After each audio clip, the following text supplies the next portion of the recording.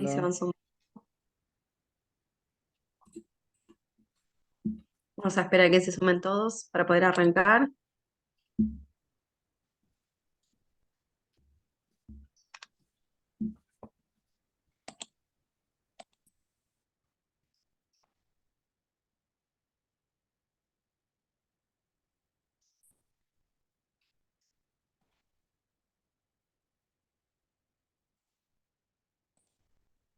A ver.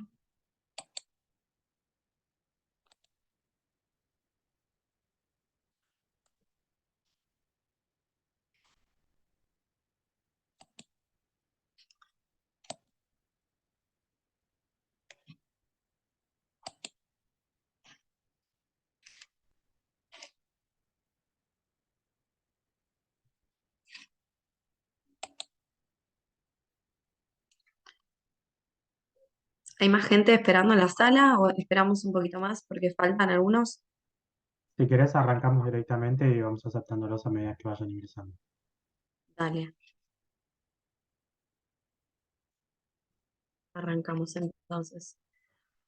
Bueno, buenas tardes para todos. Les doy la bienvenida a la segunda mesa de ponencias del Congreso Internacional de la CAUR, Relaciones Públicas, Escenarios, Adaptación y Nuevas Tendencias. Mi nombre es Débora Tiseira, la representación de la Universidad Nacional de Lomas de Zamora, y hoy voy a estar moderando este espacio. Para esta convocatoria se buscó que las ponencias estuvieran relacionadas con el tema central de Congreso.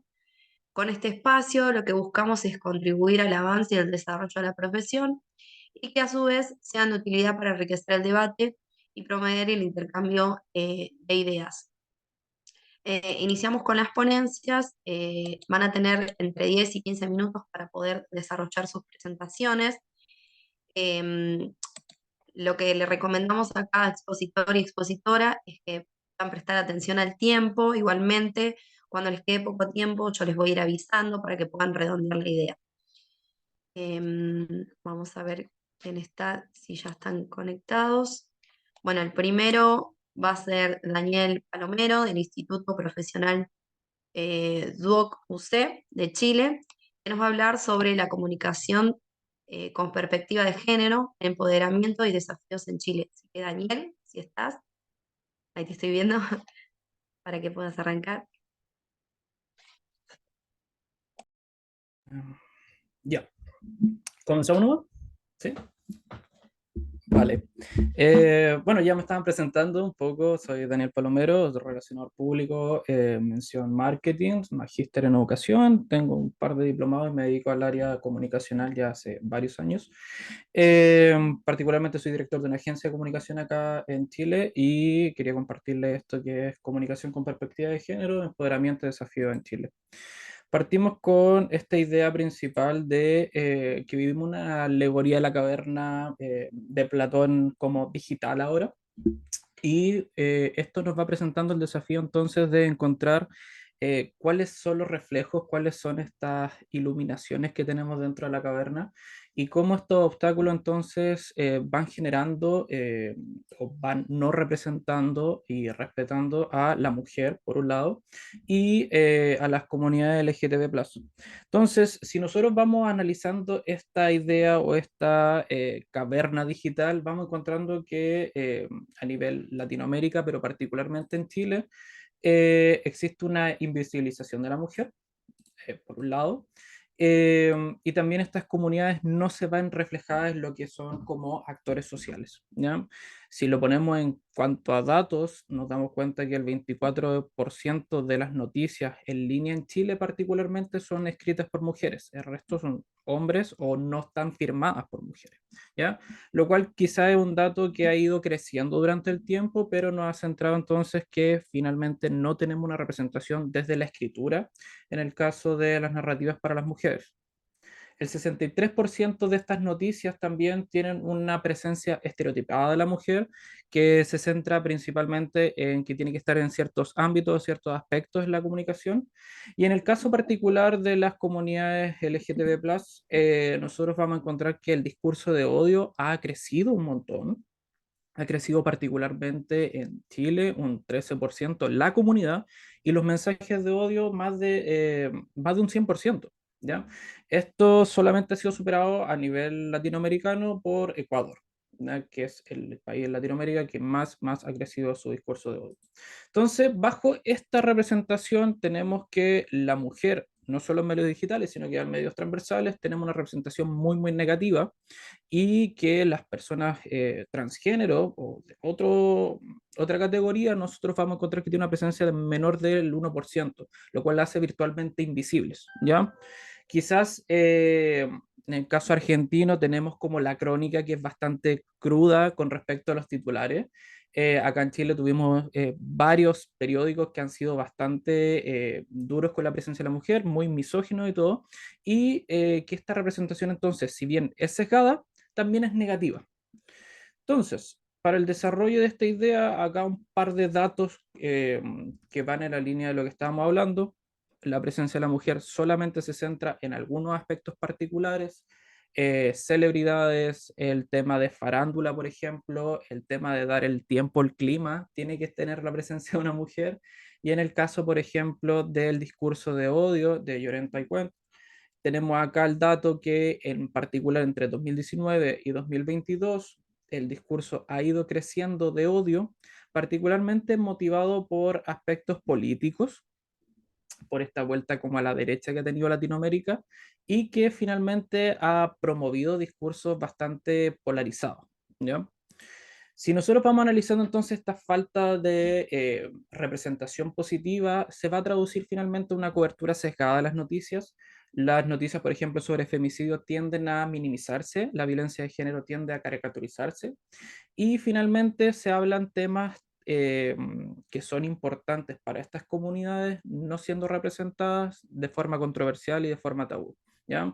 Podríamos hablar del fenómeno, por ejemplo, Heartstopper, esta serie de Netflix que ha servido para, entre comillas, salvar vidas, finalmente haciendo una representación sana de lo que son los estereotipos de la comunidad LGTB, y lo que hace es sacarlo un poco del paradigma de la prostitución, la drogadicción y finalmente que los desempeños o el futuro que puedas tener comunicacional o como comunidad, ¿ya?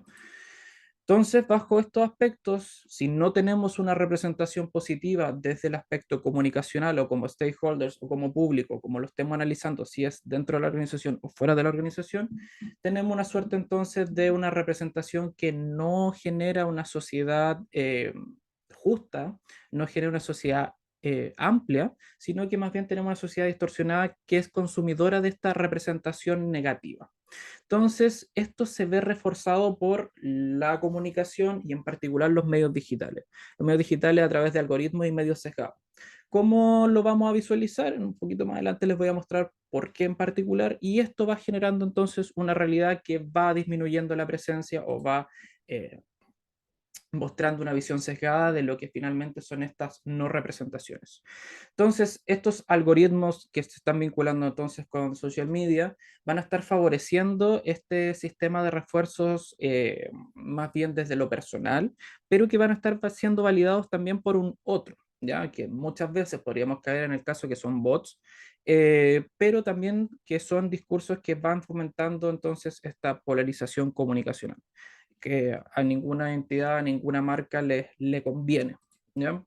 Si lo vemos entonces comunicacionalmente, y esto a todo nivel, ya a nivel usuario, a nivel marca, a nivel entorno, vamos a tener que las redes sociales y esta selección de canales está vinculado entonces con un sistema de creencias basado en experiencias previas. Ella provocó porque estaba vestida así, todos los maricones son sidosos y pedófilos, y estos discursos quizás suenan un poco fuertes y violentos, pero lo son en la realidad y lo que estamos viendo en comunicación. Luego se baja al siguiente paso que tiene que ver con consumo contenido y con contenido que finalmente está opinando igual que yo porque existe esta muestra de datos, muestra de vínculos, likes en un Instagram, vinculación con keywords, comentarios misógenos, xerofóbicos, homofóbicos, y que finalmente van reforzando lo que tú estás viendo. Y tenemos una suerte de ilusión de frecuencia. Si nosotros estamos pensando, por ejemplo, que el presidente del país no lo está haciendo bien y nosotros consumimos noticias que refuercen esta idea, es muy probable que creamos que finalmente, bajo esta visión sesgada y este prejuicio, que la comunicación que tenemos que ir haciendo y esta reproducción se va generando entre que efectivamente tenemos una visión política particular. Y así como partíamos con una idea, un prejuicio al principio, después lo reforzamos y generamos, por ejemplo, titulares, y estos son titulares, por eso están entre comillas, ella fue la culpable de que la mataran, por ejemplo, quieren destruir y contagiar a la familia, que han sido muchos de los mensajes de odio que han aparecido en medios sociales, particularmente en Chile. Entonces, desde la comunicación y desde lo importante que tenemos desde la comunicación es cómo gestionamos esto a través del manejo de esos stakeholders, pero también con la responsabilidad social empresarial de darles representación, ¿ya? ¿Qué podríamos estar haciendo desde la comunicación y desde las relaciones públicas? Por ejemplo, promover la diversidad en cuanto a las redacciones y a la representación que tenemos. Muchas veces, y en el caso, por ejemplo, de Brasil en particular, pasa que el consumo de TikTok está generando una disforia de cuerpo porque finalmente está siendo incoherente con el genotipo que tenemos de personas en Brasil. Ahora, si lo vemos también desde otro punto que podríamos estar mejorando esta narración o estas narrativas que sean más iguales, tienen que ver entonces con fomentar la inclusión de voces y perspectivas de diversa cobertura, que no solamente tengamos un medio que sea el único, esta concentración de poder comunicacional muchas veces va sesgando lo que puede ser la diversidad comunicacional. Otros aspectos también, para no quedar como solamente en lo negativo, tiene que ver con establecer políticas de no tolerancia. Ya de repente somos un poquito laxos, flexibles y hablamos después que nos sacaron de contexto, hablamos que no era lo que quería decir y finalmente las empresas, particularmente las marcas, terminan siendo muy flexibles con respecto a estos discursos de odio que van reproduciendo o van consumiendo y empoderar y educar a los stakeholders. Nuestra acción prosocial, informativa y comunicativa debería estar orientada entonces a cómo le damos poder a las comunidades que no lo tienen actualmente y cómo realmente nos vamos vinculando con las necesidades de este público que finalmente necesita representación, necesita un desarrollo comunicacional, pero que no lo está teniendo porque finalmente estamos visualizando ese esquema donde no tenemos esta representación porque existe este consumo social entonces de los elementos. Entonces, para este poder transformador de la comunicación digital con un enfoque de género, la idea es construir una vinculación a un desarrollo más justo y más equitativo para todos. Y en este sentido, mostrarles tres iniciativas importantes. Uno es la corregidora, un perfil que se dedica a tomar las noticias y cambiarlas y re-redactarlas, donde entonces van generando una comunicación mucho más integradora y correcta a la realidad. Otro espacio, aquí particularmente en Chile, tiene que ver con Mujeres en Sintonía, una idea que partió como una radio y luego se generó esta idea de podcast donde se le da espacio a las mujeres para que hablen y para que compartan un entorno seguro sobre la violencia que han sufrido como mujeres.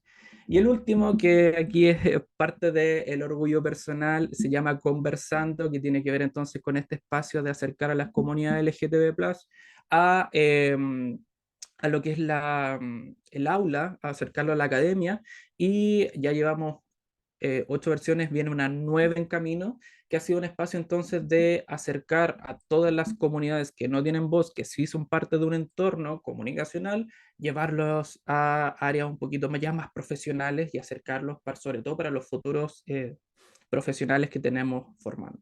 Entonces la idea final de esta ponencia es un poco no quedar con lo negativo, lo terrible que está pasando, sino que con esta idea de iluminar un poquito más la caverna, no es sacarlos al tiro que vean el sol, sino que vamos paso a paso y invitarlos a más actores a que se vean reflejados. No solamente si vamos a ampliar la luz, si tenemos la capacidad a través de Internet, si tenemos capacidad en redes sociales, bien, utilicémosla y utilicémosla por una realidad compartida. Bueno, Eso. muchas gracias. Gracias, Daniel, por lo que comentaste, está buenísimo. Eh, a ver si está Odalis, porque vi que hay alguien que está, dice iPhone, no sé si es ella. ¿Está presente, Odalis? Si no, pasamos a otro. Perfecto. Bueno, ahora es el turno de Felipe Reyes Barragán de la Universidad La Salle Bajío, en México. va a hablar sobre gobernar haciendo relaciones públicas hoy en día. Felipe, Muchas gracias, gracias. Nada más tuyo. avísame, Dale, cuando quieras. gracias, estoy nada más compartiendo en un minuto y listo. Muy bien, ahí ya se ve, ¿verdad? Ya la presentación. ¿Correcto? Muy bien, pues muchas gracias. Como bien dice Débora, pues bueno, hoy voy a hablar un poco sobre las relaciones públicas y el gobierno, lo que implica y lo que incide, ¿no? Lo cierto es que hemos visto en estas sesiones, ahora justamente Daniel hablaba un poco de la inclusión, de los stakeholders. Me gustó mucho porque vamos a coincidir en algunas líneas. Lo cierto es que cuando hablamos de relaciones públicas pensamos que el gobierno pues las hace de forma automática o necesariamente las hace a través de diversas áreas, ¿no? Diversos esquemas. Sin embargo, de repente es complicado, perdón, porque cuando tenemos relaciones públicas en un gobierno y las tenemos bien estratégicamente posicionadas, pues podemos, por supuesto, generar confianza, lo que comentaban hace rato, podemos generar eventualmente conexión, cohesiones y eventualmente lograr también el apoyo hacia ciertos programas programas y políticas públicas, ¿no?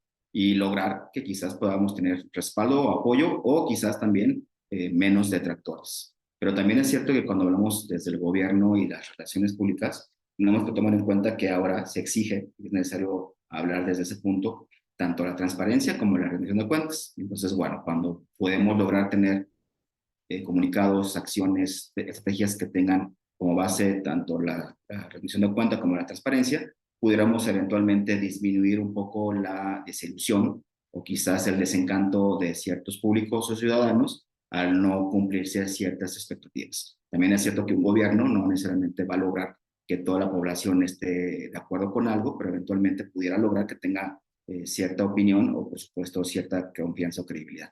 Ahora también algo real es que si hiciéramos un análisis cada uno en las propias comunidades, veríamos quizás que un gobierno federal tendría un departamento, un área, una dirección de relaciones públicas. Pero si nos vamos a comunidades, si nos vamos a provincias o estados, quizás la gran diferencia económica y también, por supuesto, la forma de operar nos va a hacer ver que eventualmente no todas las áreas tienen relaciones públicas y que cuando las hay, no siempre están de tal manera identificadas. Se les puede llamar comunicación social, se les puede llamar promoción y vinculación, se les puede llamar eventos y comunicación, y en algunos casos muy escasos, relaciones públicas, aunque desafortunadamente siempre están acotadas a otra área, ¿no? No necesariamente están de forma estratégica, están presentes en los propios gobiernos. Entonces, también eso es un tema que hay que tomar en cuenta. No es lo mismo hablar de las relaciones públicas de la presidencia de la República en nuestro país, en México, a hablar de las relaciones públicas en mi ciudad, ¿no? Eso puede ser una gran diferencia a la hora de tener en cuenta lo que hablamos de relaciones públicas. ¿Y por qué son necesarias las RP tanto en gobierno como en los actos que hacemos desde el oficio? Por supuesto, para interpretar la opinión pública tanto de los públicos objetivos, de los que ya tenemos identificados, pero también de los que van a surgir, ¿no? También, un poco coincido con lo que dice Daniel, para formar e informar a los públicos estratégicos. No necesariamente todos entienden la información como la planteamos y no necesariamente todos la reciben como quisiéramos que la recibieran, ¿no? Eventualmente, mapeando a los públicos, a los sectores, pudiéramos influir en ciertas decisiones gubernamentales para lograr respaldos o apoyos. Y también es cierto que, hablando de comunicación en crisis y gestión de crisis, pudiéramos estar también monitoreando algunas situaciones, algunos acontecimientos que eventualmente pudieran desatar o desencadenar un incidente mayor por no tener control de lo que está pasando en los gobiernos.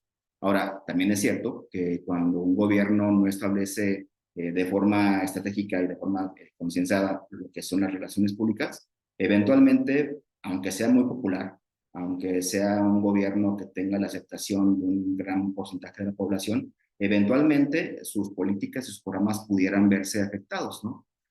No podemos olvidar que las relaciones públicas, al final de cuentas, abonan tanto a la imagen del gobierno, pero también a quienes forman parte de ese gobierno.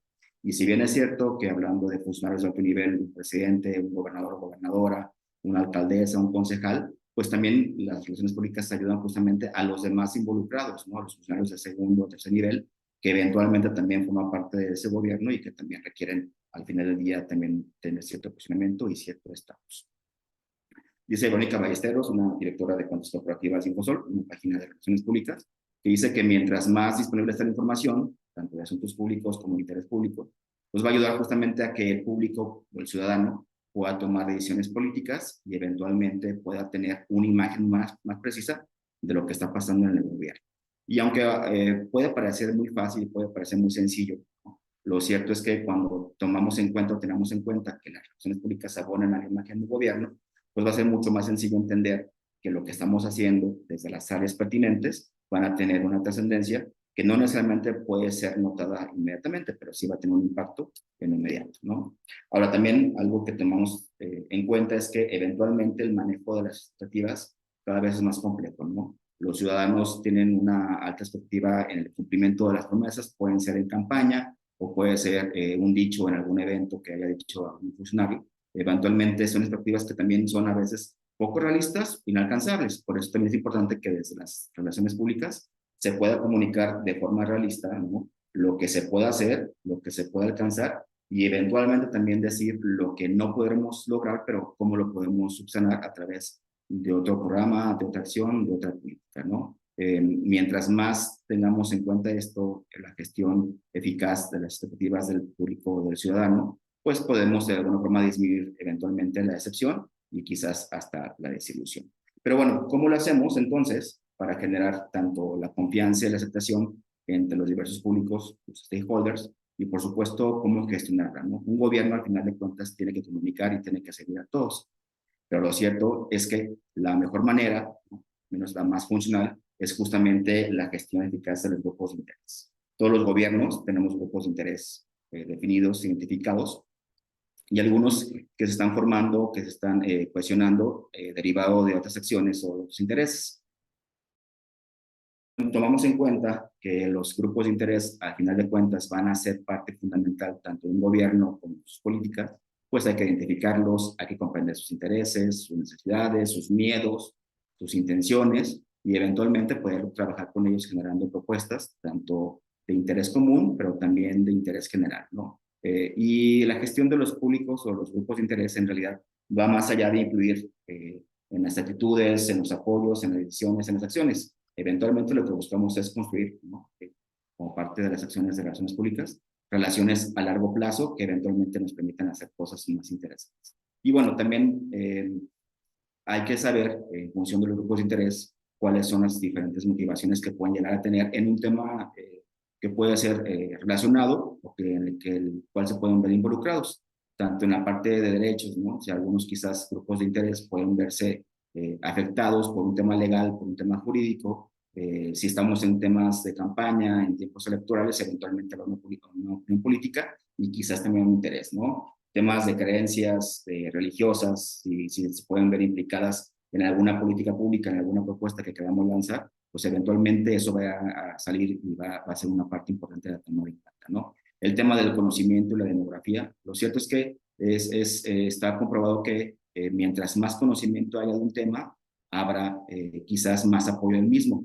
Lo cierto es que muchas veces los gobiernos lanzan las propuestas y no miden el impacto que se da allá afuera, porque obviamente no midieron con los grupos de interés beneficiados, ¿no? Y bueno, también temas como la edad, los ingresos económicos, la educación, los valores, pues también van a incidir en el tema político. Voy a poner un ejemplo muy rápido. Ahora mismo aquí en México se está discutiendo una reforma laboral para disminuir de 48 horas la jornada de trabajo a 40 horas. La política, esta propuesta se hizo consultando a los ciudadanos, pero nunca a las cámaras empresariales, entonces ha habido cierto rechazo, que eventualmente eso va a complicar un poco la aceptación de una política y eventualmente su implicación, su realización. Temas medioambientales, temas de comunicación, ¿no? Decía también Daniel, tema de TikTok, bueno, a lo mejor cierto grupo, cierto stakeholder está en redes sociales, bueno, habrá que usar TikTok, habrá que usar Facebook e Instagram, y cómo lo hacemos y cómo lo medimos. Sinceramente, porque exista, hay que utilizar. Y bueno, 4 grandes pasos muy básicos para el tema de la gestión de los públicos. Pues hay que saber quiénes son los públicos, ¿no? Cómo se pueden ver beneficiados, cómo se pueden ver implicados, cómo se pueden ver comprometidos, ¿no? Tanto los que ya conocemos como los que eventualmente pueden surgir. ¿Qué intereses tienen, ¿no? ¿Cuáles son sus expectativas? ¿Cuáles son sus temores?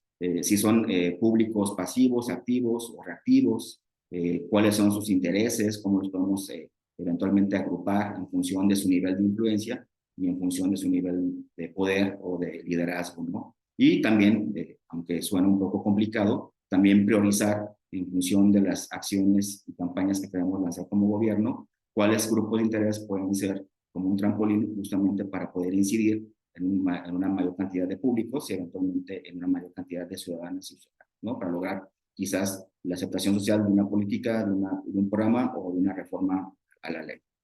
Y bueno, mientras más hagamos análisis, importante la palabra, ¿no? Mientras más analicemos, mientras más investiguemos, pues va a ser más fácil eventualmente poder evaluar riesgos, identificar y prever algunas oportunidades que pueden surgir, ¿no? No necesariamente los temas siempre se correlacionan, pero sí hay que encontrar la línea en la que un tema puede ser de interés para un grupo o quizás para otro, aunque no se vea tan presente o tan involucrado, ¿no? Y eso nos va eventualmente también permitir saber de qué manera tener contacto con los públicos y a través de qué estrategias y a través de qué acciones. Y bueno, por supuesto que hay una gran cantidad de planes de relacionamientos, varios procesos y formas. Que están viendo en la pantalla, pues básicamente es un plan de relacionamiento muy básico, donde definen quiénes son los grupos de interés, qué tipo de grupo es, si es personal o grupal o individual, qué rol juega, académico, investigador, empresarial, obrero, comunidad social, cuál es su nivel de influencia, cuál es su nivel de interés en ciertos temas, cuál es eventualmente de sus acciones, si tiene conocimiento, si no tiene conocimiento, si es neutro, si se muestra a favor o en contra, si tiene un liderazgo o no, cómo se relaciona con los demás, ¿no? Hay gente que eventualmente puede ser con una gran reputación, pero que su nivel de relacionamiento es muy bajo, ¿no? Y después de tener esta información muy precisa, definir actualmente cómo puede comunicar con ellos, a través de qué acciones, a través de qué fechas, quién le da el seguimiento, a través de qué canales, con qué contenidos, ¿no?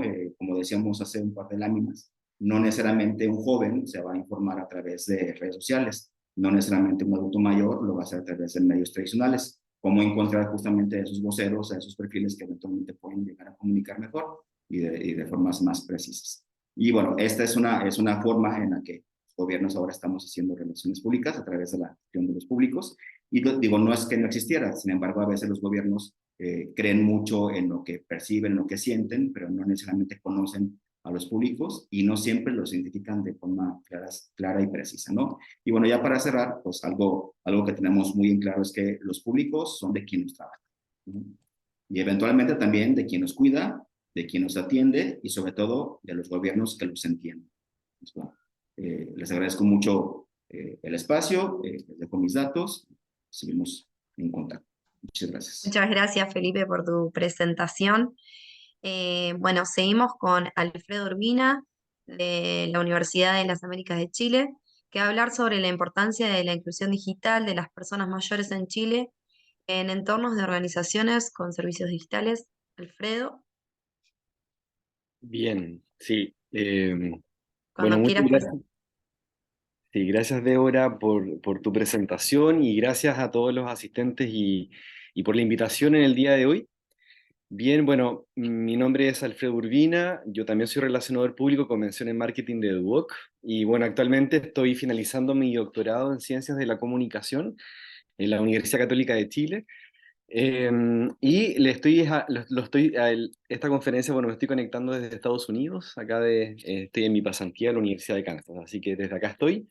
Y efectivamente, hoy día les voy a hablar sobre un tema que tiene que ver con mi parte de mi tesis doctoral, que yo estoy inserto en la línea de comunicación estratégica de salud. Y bueno, efectivamente el nombre, y represento a la Universidad de las Américas, soy académico de la carrera de Relaciones Públicas. En el día de hoy les voy a comentar acerca de la importancia de la inclusión digital de las personas mayores en Chile en entorno de organizaciones con servicios digitales. Y primero entrar en contexto. Si nos acordamos hace unos años atrás, de pronto sé que no nos queremos acordar mucho por lo que significó la pandemia COVID-19, desde que llegó existieron nuevos desafíos, ¿cierto?, para las personas mayores con respecto al uso y el entendimiento de las nuevas plataformas, ¿ya? Es decir, se dieron cuenta que la manera de poder comunicarse con su entorno social, cultural, de salud familiar era básicamente a través de las diferentes plataformas digitales, ¿cierto? Facebook, WhatsApp, llamada telefónica, videollamada. Pero algunas personas mayores no sabían utilizar estos dispositivos, incluso no tenían los dispositivos, ¿ya? Entonces, en el fondo, nos dimos cuenta, y las personas mayores se dieron cuenta que tenían, en el fondo, que poder rápidamente acceder a estos dispositivos, a estas nuevas tecnologías, ¿ya? También como contexto, mencionarles que Chile se encuentra en un proceso de envejecimiento avanzado, ¿ya? En donde el porcentaje de la población mayor aumentó del 12,4% en el año 2007 a 18,1% en el año 2022. Y eso básicamente se relaciona porque el país se encuentra inmerso en un proceso demográfico que se relaciona con el descenso de la fecundidad y el aumento de la esperanza de vida. Actualmente las personas mayores en Chile pueden vivir más de los 100 años, ¿ya? Y como avanza la tecnología y la ciencia, es probable que las personas se mantengan mucho más activas durante el periodo de su ciclo de vida.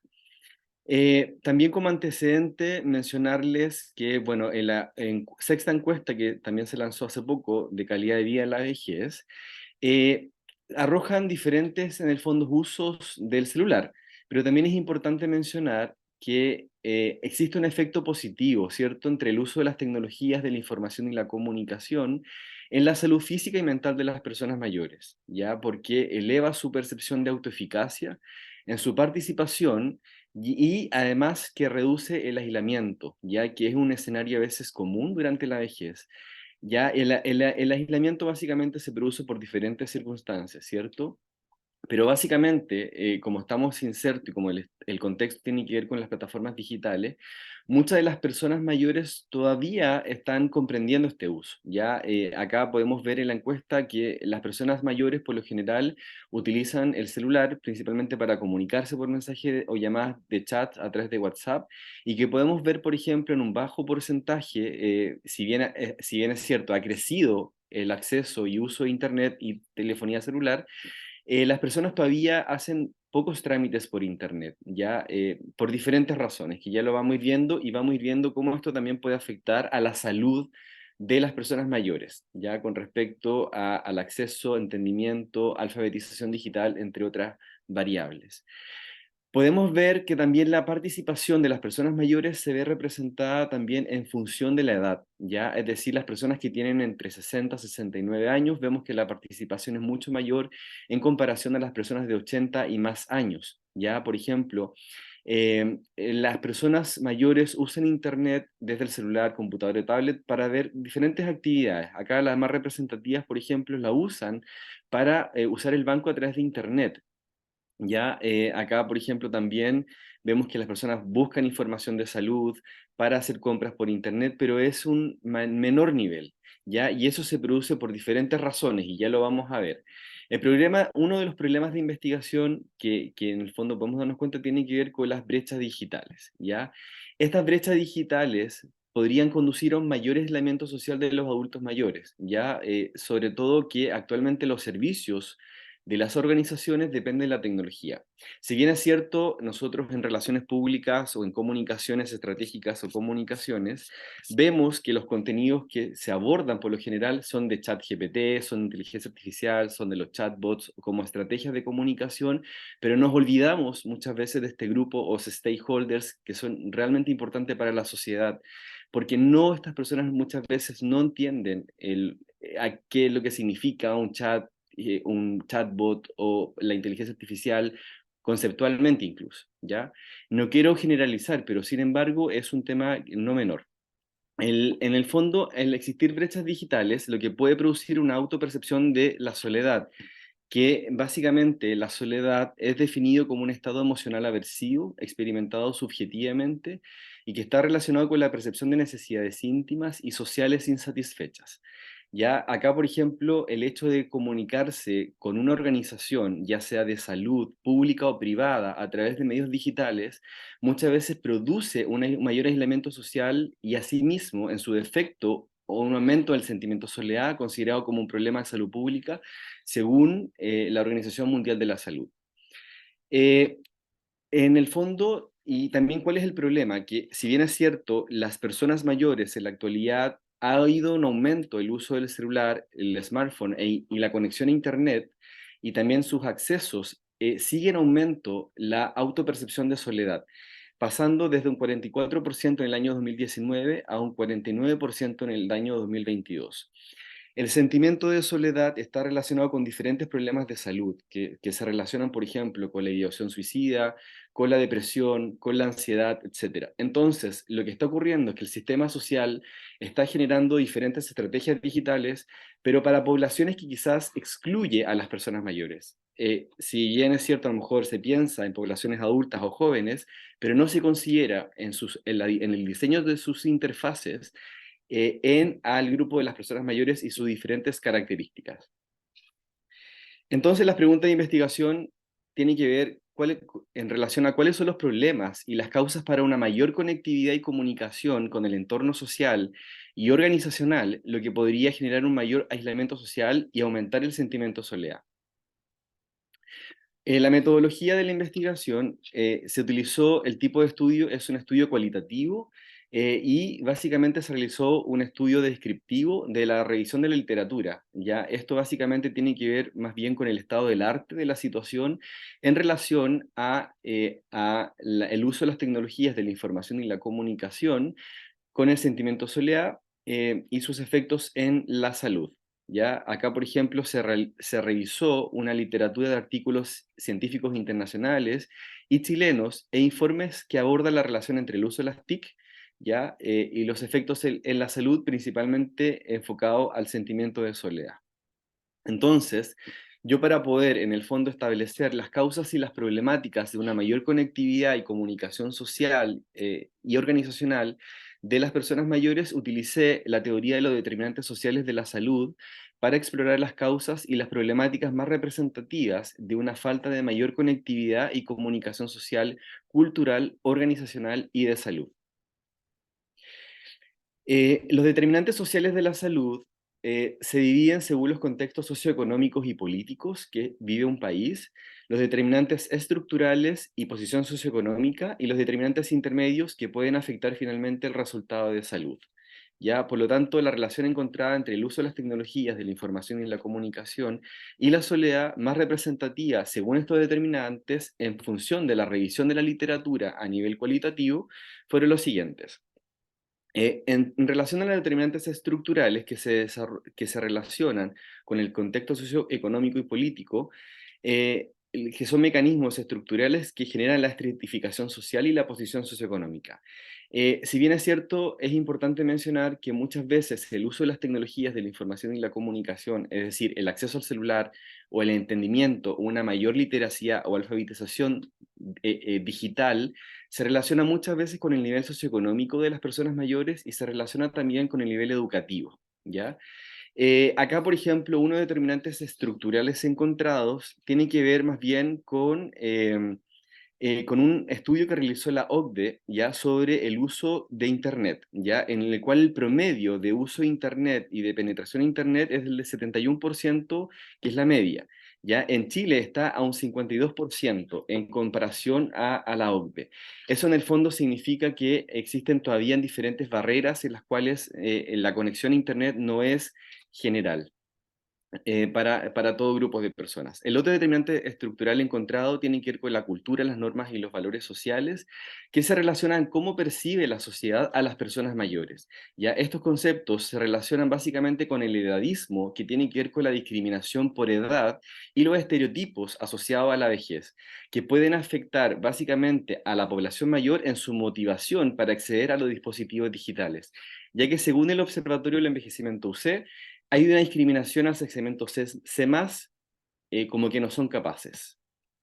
Otro determinante estructural tiene que ver con el territorio, ya que muchos lugares donde viven las personas mayores, la conexión a Internet no cuentan con conexión a Internet por el alto costo o bien porque es pésima y no llega de buena manera o es intermitente.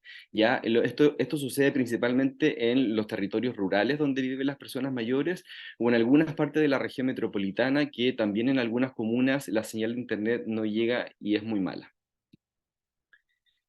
Existen también dentro de la literatura los determinantes intermedios encontrados que se relacionan básicamente con las circunstancias materiales, psicosociales y los factores conductuales y biológicos. Ya acá, por ejemplo, también es súper importante y es súper interesante de cómo el uso de la tecnología, principalmente el smartphone, se relaciona con la autopercepción de salud. Las personas, por ejemplo, mayores que tienen una autopercepción de salud mala, tienen menos uso del aparato móvil, pasando de un 32% en el año 2019 a un 40% en el año 2021. En comparación a las personas que se autoperciben con buena salud, utilizan más el teléfono móvil desde un 57% en el 2019 a un 68% en el año 2029. Otro factor conductual que también puede afectar al sentimiento de soledad y asimismo el aislamiento social también se relaciona con la forma de vivir de las personas mayores. 460.000 personas mayores viven en viviendas unipersonales y también el hecho de vivir solo o sola se relaciona con mayor niveles de sentimientos de soledad. Como conclusión, y para ir como cerrando, los diferentes determinantes pueden afectar las formas del uso del aparato móvil, asimismo el Internet, para la inclusión social digital en todas sus áreas. Si bien es cierto, yo pongo en la mesa este tema en cuestión porque en relaciones públicas, si bien es cierto, estamos insertos en la comunicación, en los públicos y en las organizaciones, es importante que las organizaciones pongan atención a este grupo de personas, ya que esto puede significar, si bien es cierto, la tecnología avanza siempre y las actualizaciones siempre son constantes, es necesario también que las personas mayores puedan entender y comprender cómo es esa tecnología que ofrece ese servicio organizacional, ya sea de salud, cultural, público o privada, que puede generar aún mayor aislamiento social y asimismo aumentar el sentimiento de soledad. Si bien es cierto, los problemas de la población mayor tienen que ver con cohorte, ya que muchas veces las personas mayores no crecieron con el uso de las tecnologías, se hace necesario generar nuevas competencias digitales, mayores capacitaciones o entrenamientos para las personas mayores, ya que son un grupo heterogéneo y que muchas veces las personas mayores quieren seguir aprendiendo sobre todos estos temas digitales o conceptos que de repente para nosotros son muy familiares, pero para ellos quizás no, como la inteligencia artificial, el hablar de los chat GPT o los chatbots o todo lo que tenga que ver con el lenguaje digital. Algunas preguntas que yo me hago, proyecciones futuras, tienen que ver cómo las organizaciones pueden adoptar de mejor manera los servicios digitales a la población mayor. ¿Será que a lo mejor tienen que generar nuevas interfaces, pensar en el tamaño de la letra, o que las personas mayores puedan acceder de manera simple y rápida y con mayor acceso, en el fondo, a los diferentes servicios que pueden ofrecer las organizaciones? Mi otra pregunta tiene que ver cómo las organizaciones de salud se pueden hacer cargo, además, del sentimiento de soledad y de una mayor inclusión digital.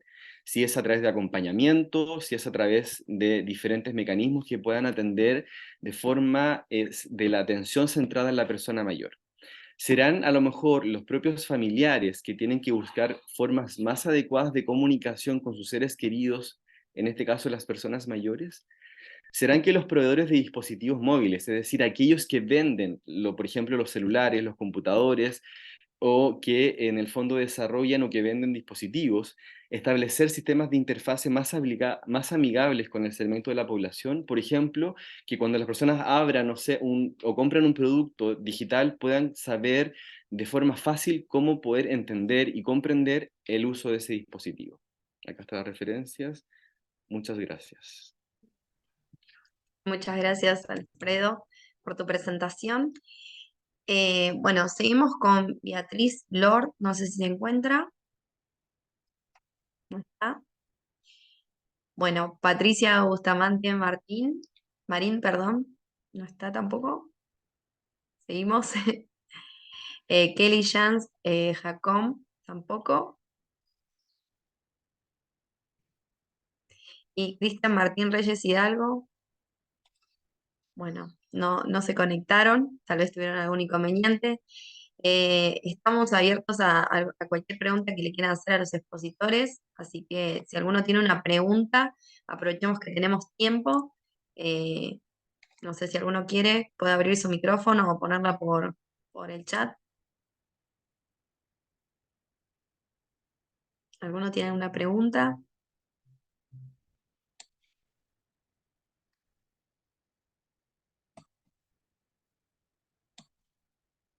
Están todos en silencio, ok. Bueno, entonces vamos a darle cierre eh, a esta mesa.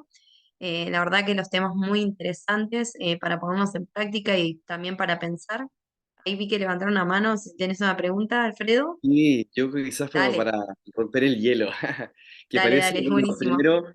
primero, antes que nada, en el fondo agradecer la oportunidad también a la Universidad de las Américas por darme la oportunidad de poder compartir en el fondo el interés de esta investigación.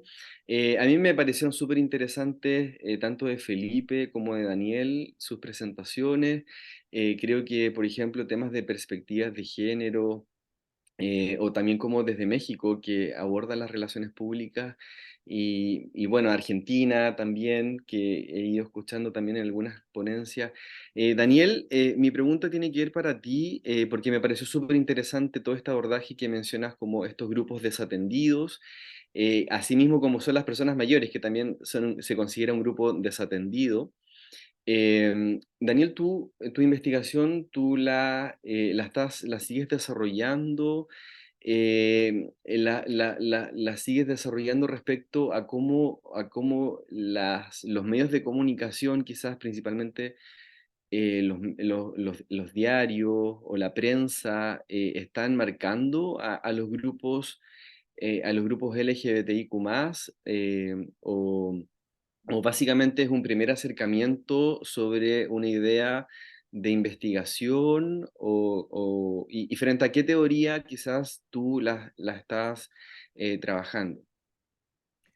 Mira, no es un primer acercamiento, creo que voy a incluir dentro de la minería de datos a las personas mayores para tener como ya, agreguemos gente que está siendo excluida de la sociedad comunicacional, y ahí tenemos entonces mujeres, adultos mayores. O sea, si eres una lesbiana abuelita, viejo, eres como triple negada, está pésimo. Mantenemos el monitoreo de los datos, la minería de datos se mantiene, seguimos recopilando la información. Esto después se va a convertir, y esto como alerta de spoiler, va a una suerte de observatorio, donde vamos a entregar entonces información asociada del estado particular de Chile, pero dentro de la quinta región, que es donde nosotros nos desempeñamos, particularmente UVM, Duoc y otras casas de estudio que hago clase. Entonces, lo que hemos ido es, primero, en esta primera fase, es recopilar toda la información con respecto a lo que ya estaba pasando, si esto era una tendencia, si seguía provocándose a través del tiempo, por qué se estaba provocando esto, cómo lo cruzamos con una de las áreas mías que es digital, pero también cómo lo cruzamos con el aprendizaje. O sea, ¿esto responde a algo de aprendizaje o es parte de como lo maquiavélico del mercado? Y finalmente nos dimos cuenta que no, pues, sí, o sea, la sociedad es un reflejo, y quizás podríamos tener incluso la discusión del lenguaje, por ejemplo. Particularmente la ponencia termina con el todes, y eso ha sido muy transversal, como de repente es complejo en los países y dicen, pero no, la RAE dijo que no.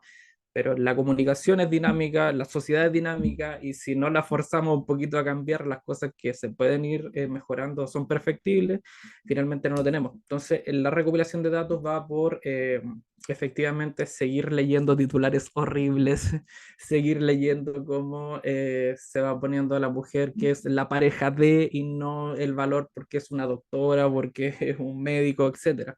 Entonces, sí es interesante que lo que están levantando We Are Social, de repente el informe sería súper interesante con el tema del consumo de información, particularmente porque cruza la información con redes sociales y también con el uso de Internet para todos los segmentos de edad.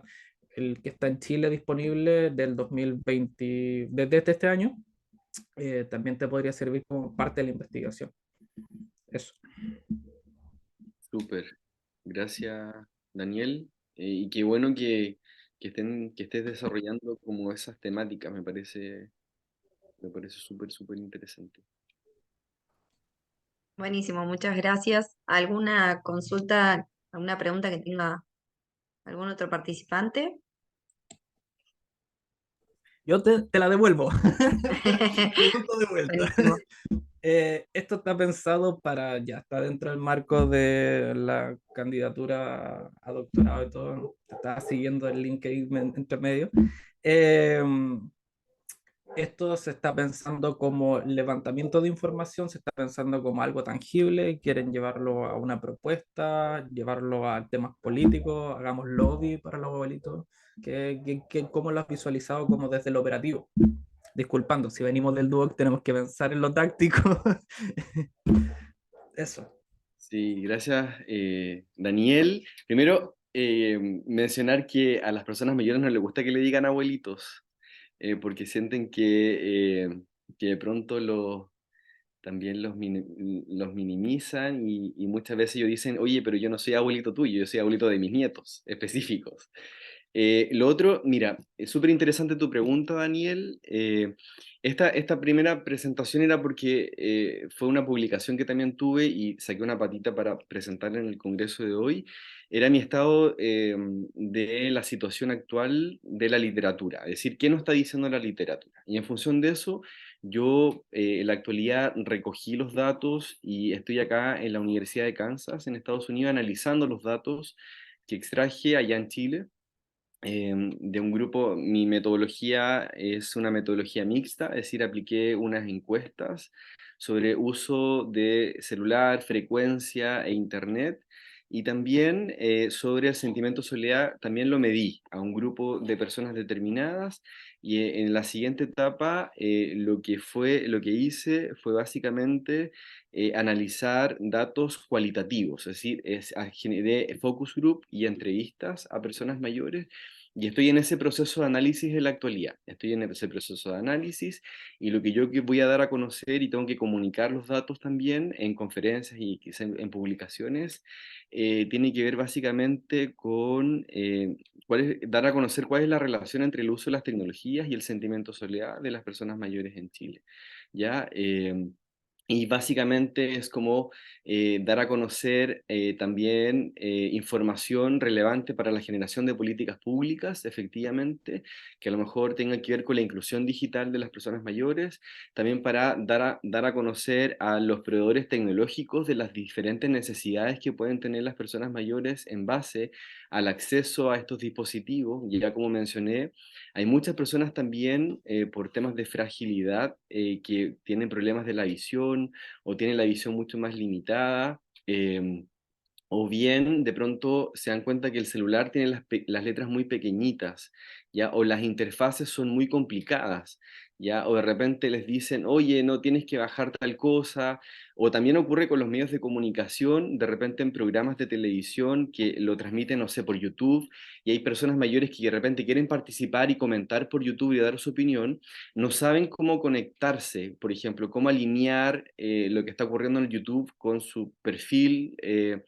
Entonces hay diferentes situaciones que yo voy a dar a conocer, como las diferentes problemáticas que existen, las necesidades de las personas mayores en temas digitales, y esto, su relación con la soledad, ya que la soledad es algo invisible, es algo subjetivo, eh, y, y muchas veces se sienten así por la falta también de participación y también una falta de mejor relación con sus familiares, con sus nietos, con sus hijos. De pronto los hijos tienen poca paciencia, le dicen y le enseñan, oye mamá, pero o papá, oye aprieta hasta acá y hazlo así y listo. Entonces, de pronto las personas mayores se sienten mal porque no logran comprender la información, sienten que no hay paciencia, entonces eso los excluye más, y sobre todo si hay, por ejemplo, ahora sabemos que la comunicación es digital, las organizaciones de pronto no tienen ni siquiera teléfono, te dicen, oye, métete a la página web, habla con el chatbot y ahí yo te dirijo, pero hay personas mayores que eso es súper complicado, eso es súper difícil. Entonces, ¿qué produce? Un aislamiento y asimismo un aumento del sentimiento de soledad porque se sienten como excluidos del sistema social. Eso. Oye, de eso como que no puedo no pensar en la incorporación de las personas mayores, me autocorrijo, y también el tema de las fake news, por ejemplo, del último Oh, viaje buenísimo. a Argentina me traje el Mentirosamente y cómo se hacen las fake news y lo encuentro buenísimo los libros. Eh, ¿Y cómo incorporamos? Claro, los vamos a insertar en el mundo digital, genial, van a ser activos, pero si les van a decir que las vacunas venían con chip 5G y que, no sé, que la Tierra es plana y cualquiera de esas cosas como el monstruo lagonés y todas esas cosas que aparecen en Internet, viejo, ¿cómo manejamos el tema fake news con, ya si es complejo, ya ha influido temas políticos, económicos y sociales? Va a ser más complejo llevarlos a gente que no tiene este pensamiento digital y que finalmente va a estar consumiendo con una lógica de medios tradicionales. Si lo dijo Internet, debe ser cierto, ¿no? Entonces igual es complejo. No sé si lo abordaste también de repente como... Está súper bueno, Daniel, lo que me menciona, que si bien es cierto el tema de la el misinformation o disinformation o las fake news, también son áreas súper importantes para nosotros los relacionadores públicos y nos vemos también implicados en eso, y no, no está incluido porque no es parte de mis objetivos, pero siento que también es muy importante todo lo que tú mencionas. Efectivamente, hay personas que de pronto te dicen o te llegan links en mensajería que aprieta acá y te llevan a un sitio que es engañoso, fraudulento. Y también para nosotros, muchas veces tampoco, también creo que falta alfabetización y más información y contenido sobre eso. Y para terminar, le agradezco a Gisela por sus comentarios, y me alegro mucho que ayude a sus vecinos enseñándoles a hacer los trámites online. Cuando fue la pandemia, imagínense, en Chile tenían que sacar permiso a través de comisaría virtual y para las personas mayores fue terrible porque no sabían a saber hacerlo. Entonces, la gran mayoría. Entonces, me alegro mucho que estén colaborando con el grupo de las personas mayores.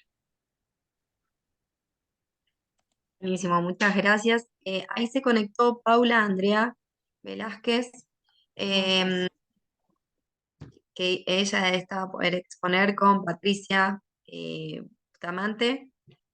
Em, ¿Nos escuchás? Buenísimo.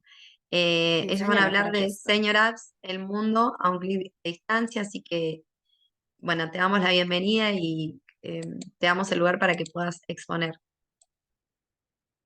Pero nuestra cita es ahorita a las 5, ¿cierto? Sí, sí, sí, pero podés comenzar. Tenemos el momento. No sé si tenés que esperar a Patricia. Sí, idealmente esperemos un segundo a Patricia porque realmente somos un equipo. Entonces ya mismo Dale, le dale, voy a preguntar dónde está. dale, dale. Entonces esperamos un momentito más. No sé si quedó alguna pregunta. eh, ¿Alguien mientras tanto? ¿Alguna pregunta o algo? O sea, yo no pregunta, pero también aprovechando qué bueno que se conectaron porque además la temática que viene parece que se relaciona también con personas mayores. Entonces, bueno, a Felipe Está todo también, alineado. Estaba todo calculado de antes. Felipe, también me parece interesante lo que mencionas y también súper interesante esa planilla o sea, también que mencionaste como con respecto a la comunicación con los stakeholders, me parece como también me llama mucho la atención y súper interesante. ¿Eso lo ocupan para fines específicos o en sus estrategias que hacen en relaciones públicas o es un área o un área de acción? Lo que mencionaste como esa planilla me parecía súper interesante porque además clasificaban a los grupos de interés según sus diferentes tipos de niveles. Gracias. Generalmente lo que hacemos es, en función de la propuesta o del planteamiento de un ajuste, de una política, de un programa, analizamos el impacto que pudiera llegar a tener, ¿no? Y lo cierto es que luego empezamos justamente a analizar y a verificar cómo podemos incidir en ciertos públicos o stakeholders para lograr justamente pues, mayor credibilidad, ¿no? O mayor apoyo o mayor apertura.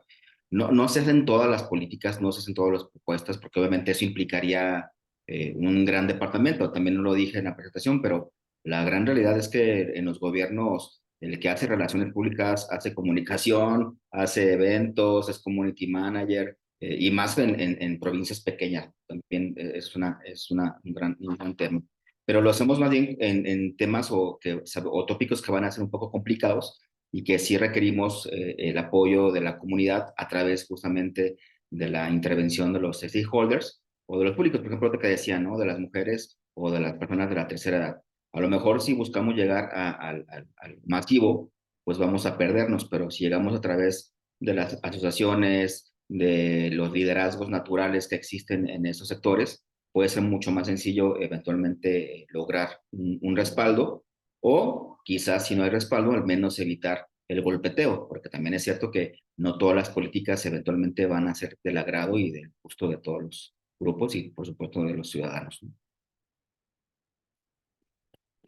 Y pero ahorita que decían el tema de las noticias falsas, bueno, noticias falsas de por sí ya es bien complicado saber o identificar qué es, pero ahora con lo que planteo, ¿no? Con el tema de los videos que ya se alteran, que eventualmente ahora mismo yo puedo estar grabando esta conversación y ponerte a ti, Alfredo y Daniel, otras palabras, ¿no? Y eso subirlo y decir, bueno, es que Alfredo está en contra de las personas de la tercera edad y Daniel apoya el rezago hacia las mujeres. Entonces, si de repente a lo que ya leemos no le damos, no investigamos, imagínense ahora con todo lo que está pasando, ¿no? Digo, ahora mismo aquí en México estamos en tiempos preelectorales o pre-campaña y están saliendo muchísimos videos que la gente ya ni siquiera pregunta si es cierto o es falso, simplemente como lo ve, le da un atributo de verdadero y entonces eso va a ser lo complicado, ¿no? En temas de comunicación, en temas de credibilidad, de reputación y de gestión de crisis.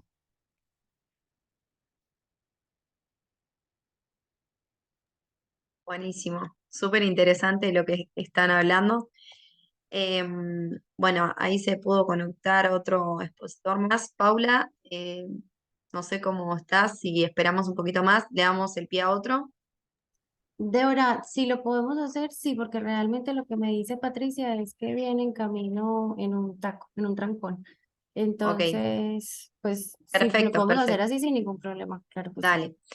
Bueno, vimos que se conectó Cristian Reyes Hidalgo. No sé si estás, Cristian. Se adelantó un poquito el programa porque, bueno, faltaron algunos conectarse. No sé si estás para poder dar tu presentación. Lo veo conectado.Í está. Aquí estoy, hola, hola, hola, ¿qué tal? Buenísimo. En Bueno, realidad, en realidad me conecté para escuchar las ponencias, pero si me dan un momento, claro, con gusto, no habría ningún inconveniente. dale, dale, perfecto. Mientras Ok. tanto te voy presentando y lo que vas a hablar, dale. Bueno, Cristian Martín Reyes Hidalgo, de la Universidad Tecnológica de Ecotec, Ecuador, y él nos va a estar hablando un poquito sobre la reputación organizacional y redes sociales, un análisis a los desafíos y estrategias. Así que vamos a esperar un momento para que pueda preparar su presentación. Perdonen la desprolijidad, pero bueno, se fueron conectando y a veces con el horario, viste, pasa que se van modificando algunas cosas.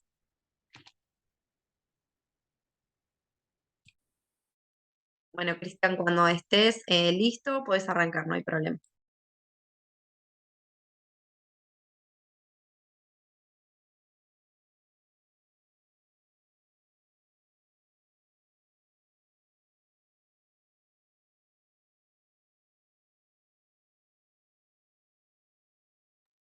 Bueno, mientras tanto, les voy comentando que pueden seguirnos en las redes sociales, en Instagram, el Congreso Alacaurp, en LinkedIn como Asociación Latinoamericana de Carreras Universitarias de Relaciones Públicas, en Twitter Alacaurp y en YouTube Alacaurp. Los vamos a dejar igual en el chat para que puedan, si quieren anotarlo, para poder seguirnos en todas nuestras redes sociales. Ahí Cristian ya está preparado, así que te dejo para que puedas dar tu presentación. Ya, perfecto. ¿Qué tal? ¿Cómo están? Muy buenas tardes. Estoy desde la ciudad de Guayaquil. No sé si se ve la presentación, me indican si se ve, por favor. Perfecto, bien. Hoy vengo justamente a hablarles sobre el tema de reputación organizacional y de redes sociales. Justamente este tema que nos convoca absolutamente a todos. ¿Qué es lo que sucede? Estamos en una era digital y resulta que debido al tema de la pandemia, específicamente todo este tema de las redes sociales, de la digitalización del contenido, este tema de el manejo en sí de las tecnologías ha ido evolucionando de una forma abismal, que incluso las organizaciones deben de subirse a este tren de esta actualización. Si no lo hacen, debido a eso, puede verse afectada su reputación organizacional. Y eso es lo que nos conlleva a pensar específicamente: ¿están o no están preparadas las organizaciones? ¿Están o no están preparadas las organizaciones respecto a tener este tema de ir con esos avances en las redes sociales? Vamos a revisar justamente lo que es la reputación online en redes sociales. Estamos en esta era contemporánea, las organizaciones se enfrentan a un entorno altamente competitivo y estamos en constante evolución. La reputación organizacional, un segundo, por favor, mil disculpas.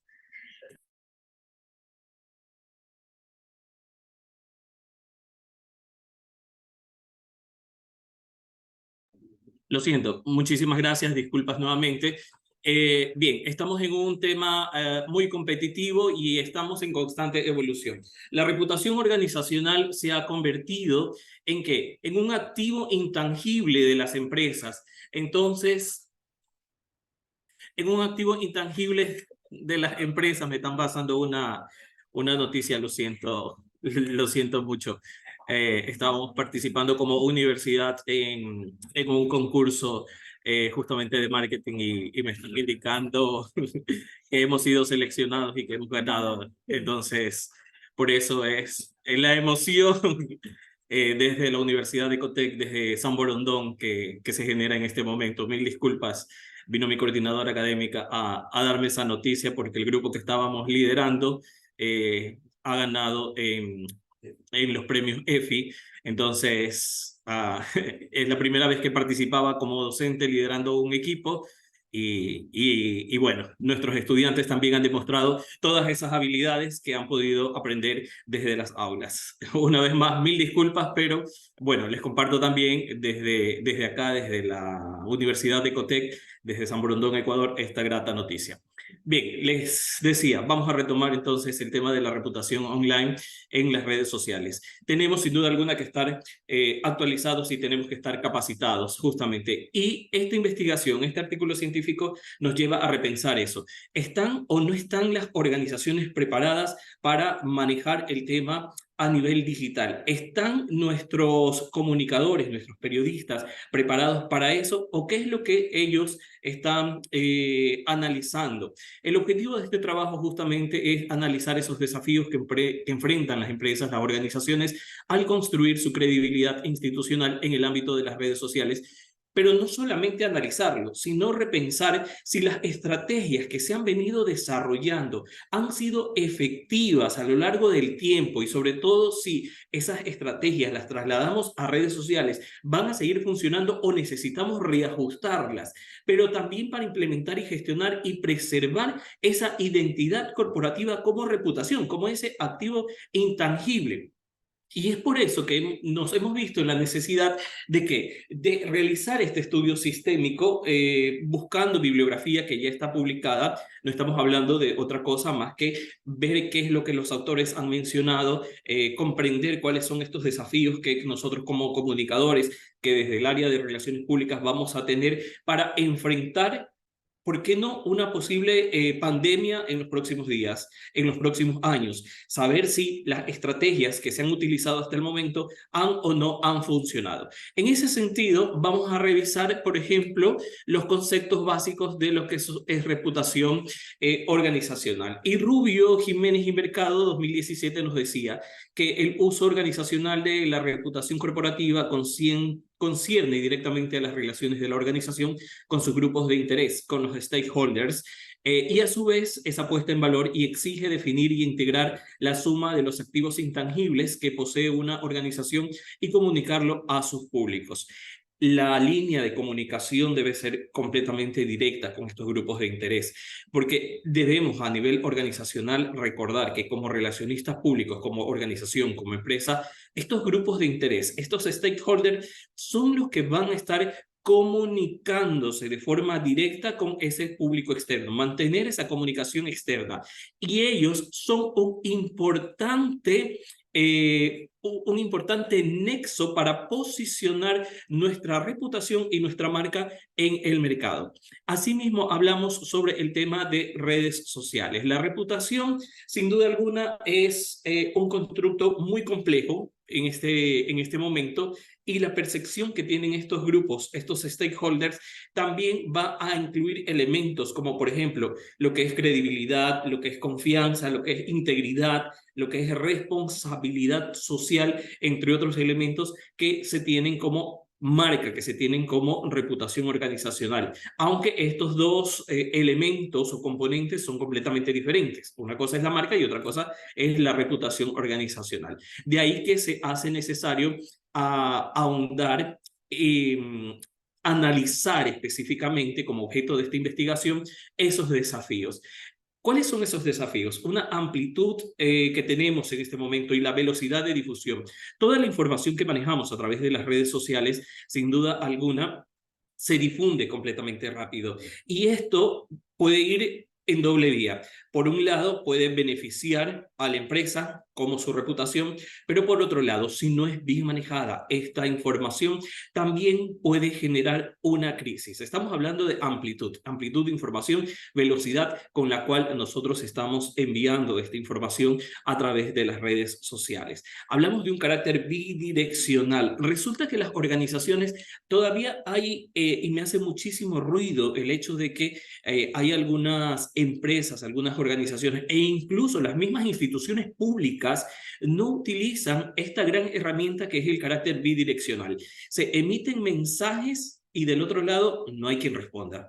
No consigue usted una respuesta que pueda satisfacer a ese público objetivo o que pueda satisfacer a sus grupos de interés.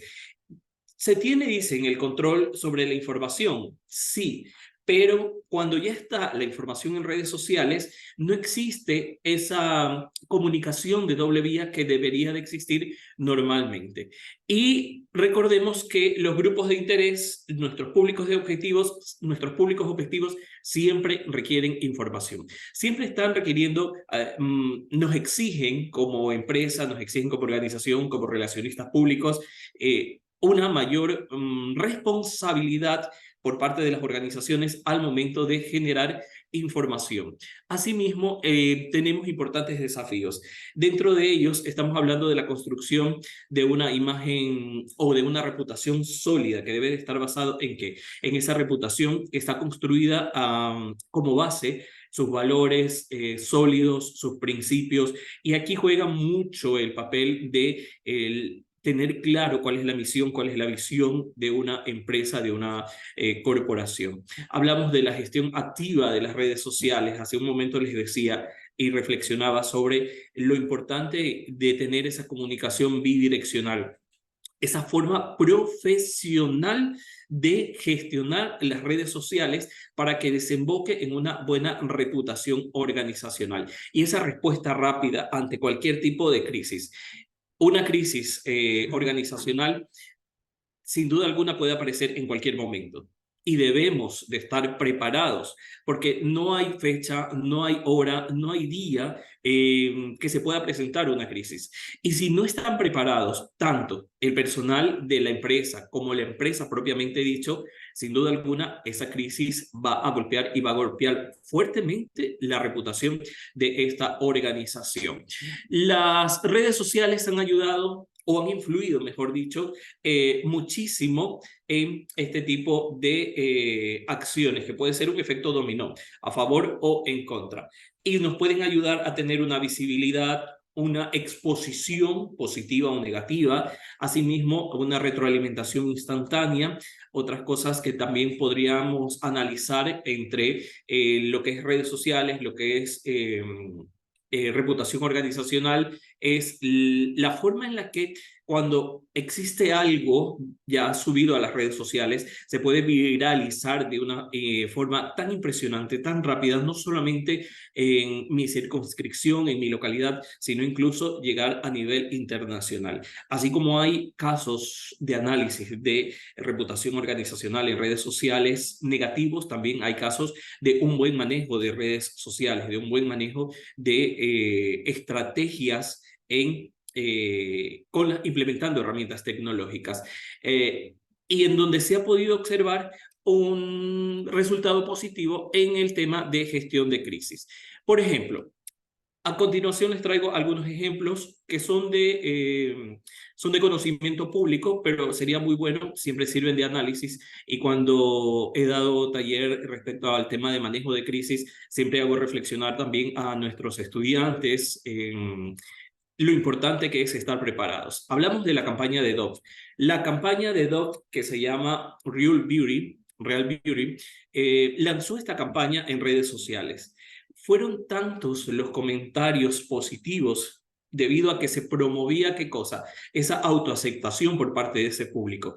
La gente comienza a identificarse como parte de una campaña bien manejada a través de redes sociales que logró posicionar a esta marca y tener un buen resultado como parte de esa reputación organizacional.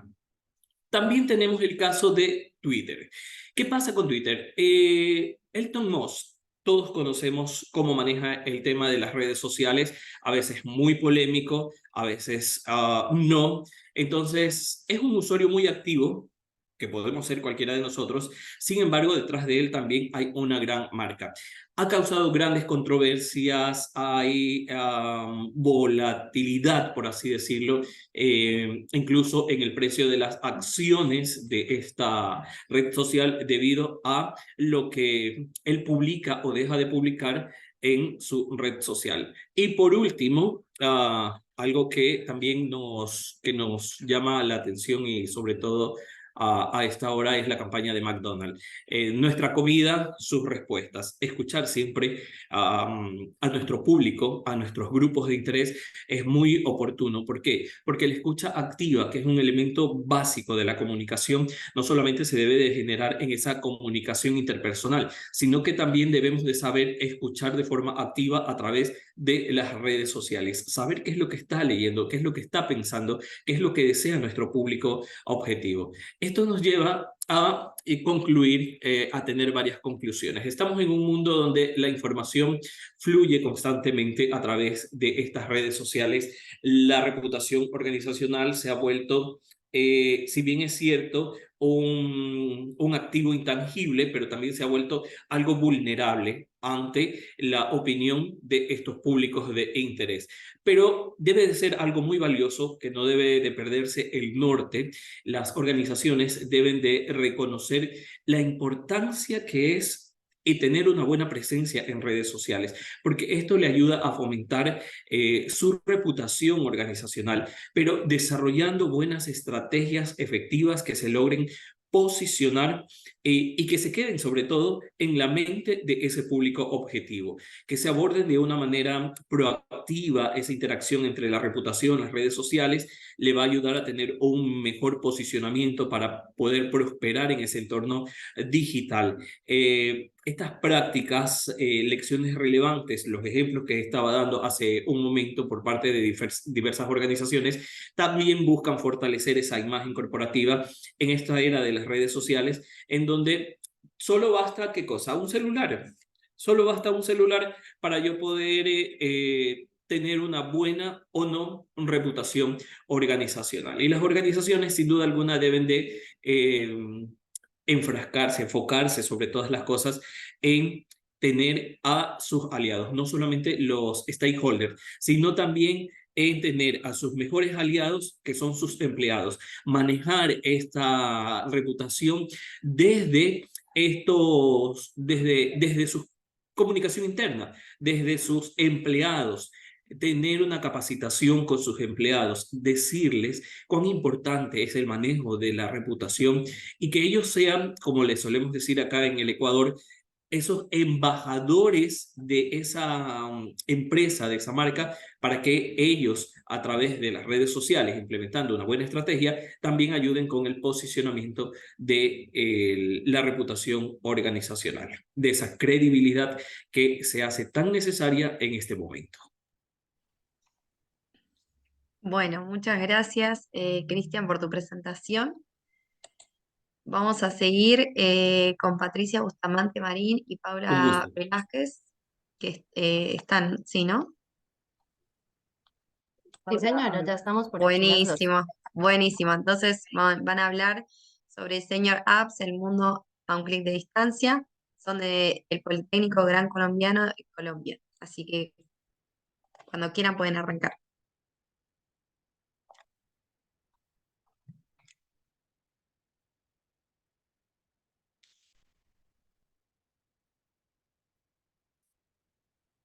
Bueno, muchísimas gracias por la invitación, por esta acogida, hoy representando desde el Politécnico Gran Colombiano, pues no solamente una ciudad, sino también todo un país.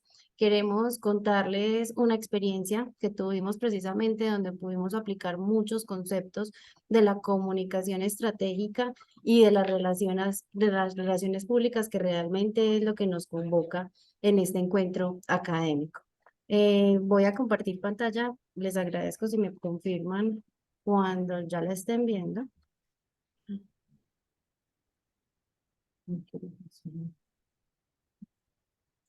Ahí se puede ver. Listo, perfecto. Entonces, como uno de nuestros compañeros lo mencionaba ahorita en la sala, nosotros también tocamos un segmento poblacional muy interesante y que en ocasiones es un poquito como subutilizado, como subproductivo, subvalorado, entre otros conceptos que nosotros podemos, digamos, entrar a hacer una revisión inclusive social, porque para nosotros fue una gran sorpresa y una oportunidad que encontramos dentro del Politécnico Gran Colombiano y que hoy les queremos compartir. Con esto nos estamos refiriendo al proyecto Senior Hub, el mundo a un clic de distancia. Resulta que nosotros desde la institución encontramos la oportunidad de presentarnos en una convocatoria de la Alcaldía de Medellín llamada Medellín Palpita desde sus territorios. Para esa ocasión era la primera versión donde la alcaldía consideraba la participación de instituciones de educación superior, ¿sí? Nosotros nos arriesgamos con una estrategia de activismo social donde encontramos una necesidad latente. ¿Cuál era esa necesidad? Nosotros empezamos a hacer un estudio preliminar realmente exploratorio en la Comuna 11 de Medellín. La Comuna 11 en este momento acá en Colombia cuenta con 23 clubes de vida, que es precisamente ese espacio donde estos adultos mayores de 50 años pueden seguir siendo activos socialmente, no solamente desde la parte intelectual, sino también desde otro tipo de actividades como por ejemplo el deporte. A partir de eso, entonces, también fuimos más allá, donde encontramos en el barrio Los Colores con al menos 3 puntos activos de esa integración de los adultos mayores. En algunos diálogos informales y en algunas reuniones que nosotros tuvimos con ellos, encontramos específicamente en la Casa de la Cultura, acá en la Comuna 11, una necesidad, y era que los adultos nos expresaban que sus familiares les regalaban dispositivos móviles de alta tecnología, de última tecnología, digámoslo así, que ellos solamente utilizaban para hacer llamadas, que ellos sabían que esas herramientas podían brindar otro tipo de servicios, pero que realmente ellos no tenían esa cultura y no tenían esa preparación para seguirlos utilizando. Y que en ocasiones, digamos, por una cultura y por una actividad económica, ellos se quedaban solos en sus hogares. Entonces, algún tipo de necesidades como domicilios, como solicitud de citas, solicitud de historias clínicas y otro tipo de servicios posiblemente financieros, pues ellos se veían a veces también un poquito como cohibidos para poderlo hacer y para poder empezar a responder a esas necesidades de algún tipo de organizaciones. ¿Qué encontramos acá? Encontramos entonces que realmente ellos necesitaban un poquito sentirse más autónomos, más independientes, más seguros, también porque tenían un poco de temor en todo lo que ustedes también mencionaban ahorita de las fake news, para poder tener ese respaldo a la hora de enfrentarse a una sociedad y a unas empresas. Basados en esto, entonces, nosotros creamos unos objetivos y era precisamente desde la comunicación estratégica, sabemos también y desde las relaciones públicas, que nuestro fin es precisamente generar esas relaciones entre personas, organizaciones o entre organizaciones que sea a largo plazo y de un beneficio mutuo. Entonces aquí nos cuestionamos y dijimos, listo, vamos a establecer esas relaciones de confianza y de credibilidad con estos adultos mayores, iniciando con una comuna 11 en Medellín, mediante esa estrategia de activismo social y apropiación de esas plataformas digitales. Para poderlo lograr, entonces, nos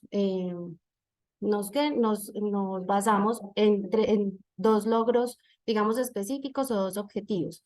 Primero era encontrar cómo nosotros podíamos mejorar esa eficacia de la comunicación, entendiendo qué era lo que ellos necesitaban y poder con eso también entonces optimizar esos canales de comunicación y también contribuir con esa disminución de la brecha tecnológica que ellos estaban teniendo como personas y como adultos, ¿sí?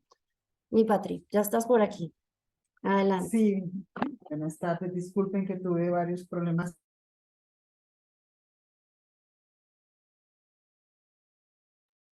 Está silenciado tu micrófono, Patricia.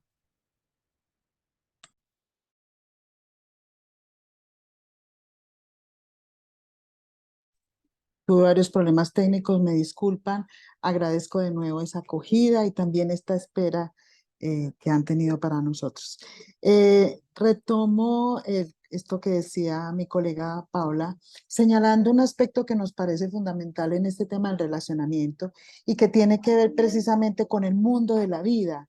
Sabemos que este mundo vital, palabra, expresión tan usada por Jürgen Habermas, nos lleva a pensar cuáles son esas condiciones, y de hecho por eso hicimos una investigación participativa que nos permiten identificar qué pasa en la vida cotidiana de estos adultos mayores.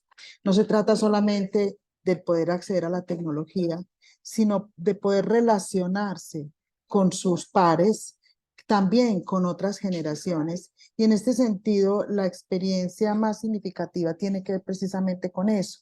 Nuestros objetivos estratégicos apuntaban a un relacionamiento, a una posibilidad de interactuar también generacionalmente y a vincularse a esta nueva experiencia que la modernidad les presenta de manera tan desafiante y a veces incluso dolorosa para estos adultos mayores. El tema de la exclusión en nuestra ciudad es fuerte. No estamos hablando solo de una exclusión tecnológica, sino generacional, de clase, de género. Y por tanto, este Seniors App, incluso para nosotros, se volvió una experiencia mucho más grande de aquella que inicialmente pensábamos. Pudimos descubrir realmente cómo estas relaciones objetivas, como dice Bourdieu, entre los diferentes actores sociales, estos procesos comunicativos y educativos orientaron nuevas prácticas.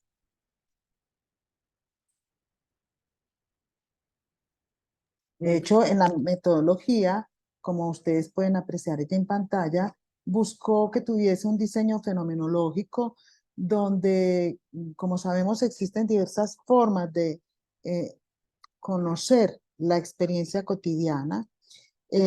Hicimos un trabajo que creemos bastante juicioso de investigación cualitativa mediante una observación de sus prácticas en el día a día, en la forma como no solamente daban cuenta de sus dificultades, sino también cómo se fueron incorporando, por ejemplo, a los espacios de las aulas.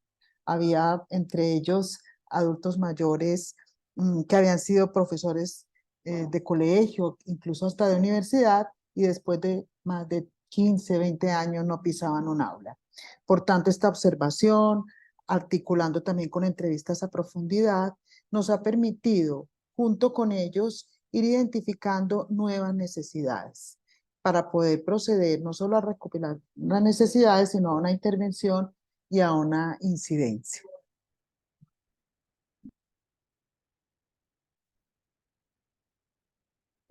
Sí, esta recopilación de información Listo. Entonces, en esa primera parte que Patri nos decía, entonces, de esta investigación mixta, precisamente nosotros durante los meses de mayo y junio empezamos a hacer esas visitas a los clubes de vida, donde abordábamos a estas personas y simplemente con unos cuestionarios semiestructurados empezábamos a preguntarles algún tipo de necesidades puntuales, como por ejemplo si es pensionado, si de pronto tiene algún tipo de seguro, si de pronto está laboralmente activo todavía, qué tipo de entidad de salud utilizaba, si de pronto tiene algún tipo de medio de transporte particular o hace uso de alguno público, cómo eran esas transacciones financieras, si de pronto tenía acceso a algunas redes sociales también porque sus familiares podían estar en el exterior, porque tenían ese tema de relacionamiento con su generación, con otros familiares,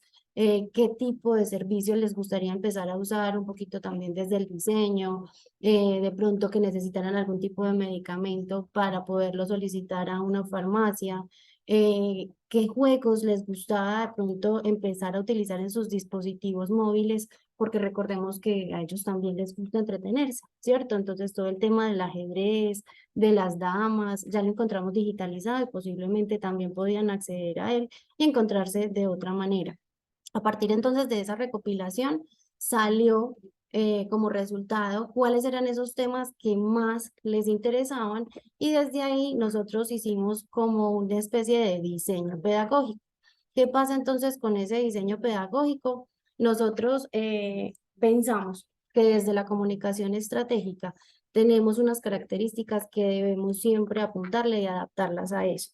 Entonces, desde una planificación ya teníamos clara esa audiencia a quién le íbamos a llegar, cuál era ese perfil demográfico y sociográfico que estábamos considerando abordar, cuáles serían esos medios adecuados, porque inclusive ellos dentro del problema nos decían, nosotros ya hemos tenido capacitaciones en TICS, pero como han tenido pasos tan agigantados sobre esos avances tecnológicos y todos los días salen cosas nuevas, pues ¿cuál es ese tiempo que a nosotros de verdad nos están dando de valor, de calidad, para enseñarnos con esa paciencia que nosotros necesitamos para poderlo entender? Entonces nosotros realmente llevarlo o elevarlo a unos escenarios virtuales, sabíamos que no iba a ser tan efectivo y por eso lo quisimos hacer presencial, cercano, con grupos pequeños, que no superaran las 20 personas, poderle hacer esa evaluación y seguimiento constante a ese ejercicio académico que estábamos haciendo y desde ahí entender que también cada uno tenía unas necesidades de pronto de citas médicas, otro tipo de actividades previas y con eso darles también un tema de flexibilidad en la metodología. A partir de eso, entonces, como les mencionaba ahorita, nosotros generamos este esquema y este diseño pedagógico donde quedaron 8 temas definidos. Estaba aprender a manejar algunas apps en salud, en transporte, en entretenimiento, creación de algunos productos multimedia, uso de redes sociales, el uso básico del celular, productos digitales como esas posibles GIF o tarjetas y apps para servicio de domicilio. Como lo observan ustedes en esta diapositiva que les contaba ahorita, nosotros hicimos 5 grupos de manera simultánea que pudieran atender a este tipo de espacios, contando con esto con 40 talleres. Y aquí hay una particularidad y es que nosotros utilizamos como docentes, no nosotros desde el cuerpo docente, no nosotros a los que siempre nos ven, sino a esos nativos digitales que nosotros identificamos en la academia como nuestros estudiantes de comunicación digital, quienes de una manera mucho más natural podían expresar ese conocimiento, tener la paciencia y mostrarles a esas personas que hoy estaban necesitándonos cómo lo podían hacer también de una manera mucho más natural, cercana y resolviendo con esto la necesidad que habíamos identificado.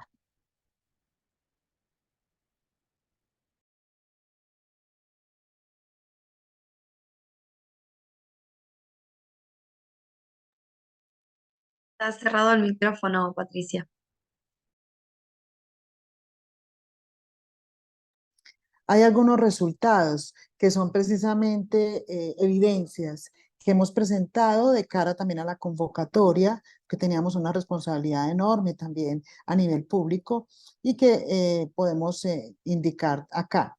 200 adultos mayores fueron convocados en este primer acercamiento Posteriormente pudimos realmente trabajar con 143 inscritos que muy juiciosamente asistieron a gran parte de las charlas o de los talleres, digamos así. Aquí ustedes observan unas fotos donde se ven nuestros estudiantes que allí fungían como facilitadores en un ejercicio generacional muy interesante.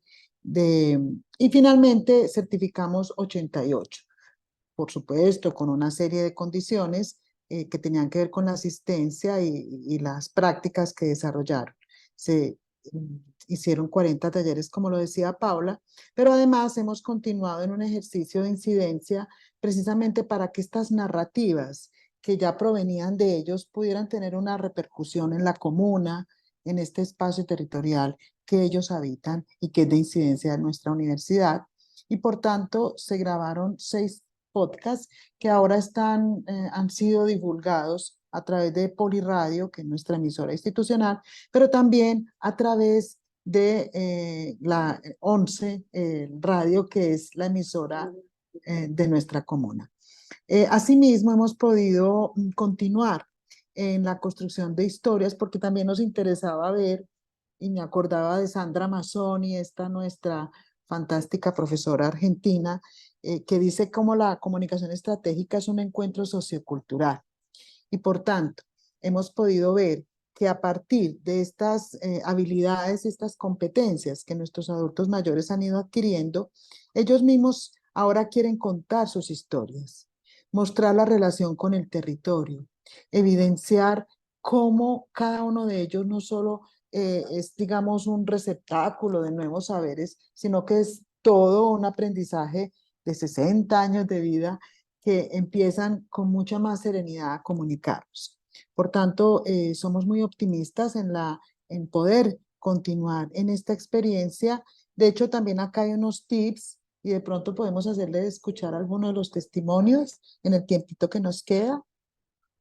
Profe, nos queda todavía un tiempito, ¿cierto? 5 minutitos. Perfecto, perfecto. Aquí tenemos Seniors Tip que fue, pues nada, ustedes lo van a ver, a una de nuestras estudiantes. ¿Se escucha? ¿Escuchan? No. Voy a dejar de compartir y voy a volver a compartir.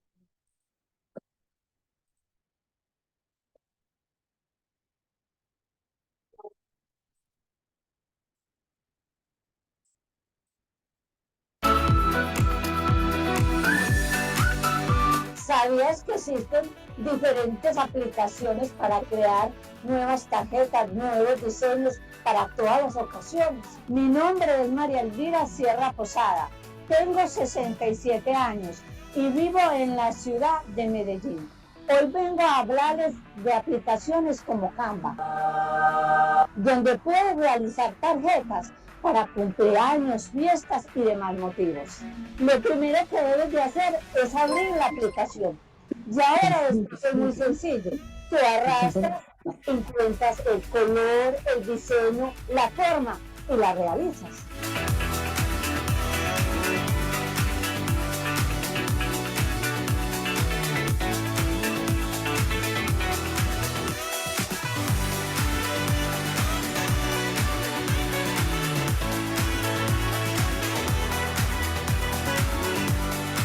Recuerda que lo más importante es la creatividad, la intención con que la realizas y las ganas de aprender. Nunca es tarde para hacerlo.